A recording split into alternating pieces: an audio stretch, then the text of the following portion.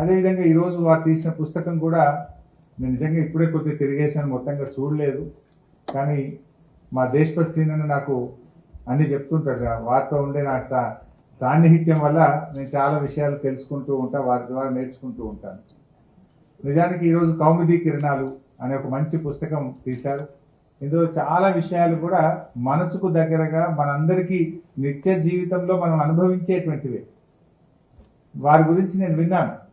కిరణ్ ప్రభ గారు ఎవరైనా చనిపోవాలని చావు అంచుల దాకా పోయిన వారు కూడా కిరణ్ ప్రభ గారి టాక్ షో విన్నాడంటే జీవితం మీద బతకాలనేటువంటి కోరిక పుట్టిస్తుంది. అంత ఒక powerful speaker, powerful messenger, communicator, అంత అద్భుతమైనటువంటి టాక్ షో. నిజంగా ఈరోజు మనం చూస్తే ఈ పోటీ ప్రపంచం కావచ్చు, ఈ కృత్రిమమైనటువంటి జీవితాల్లో ఏమైతుందంటే చాలా ఆత్మహత్యలు పెరుగుతూ ఉన్నాయి.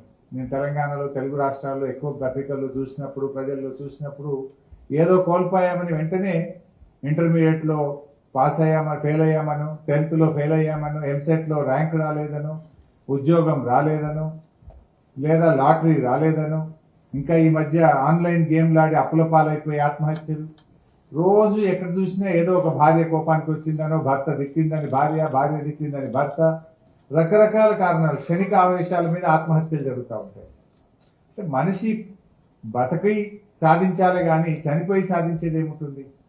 అట్లా కిరణ్ ప్రభ గారు జీవితం మీద విరక్తి చెంది ఆత్మహత్య చేసుకునేయాలి అనే వారిని ఒక కొత్త ఉత్సాహాన్ని, ఒక ఆశా కిరణాన్ని ఆయన ప్రవేశింపజేసి వారు బతికే విధంగా కిరణ్ ప్రభ గారు ఎన్నో మంచి బయోగ్రఫీలు అందించారు, టాక్ షోస్ అందించారు.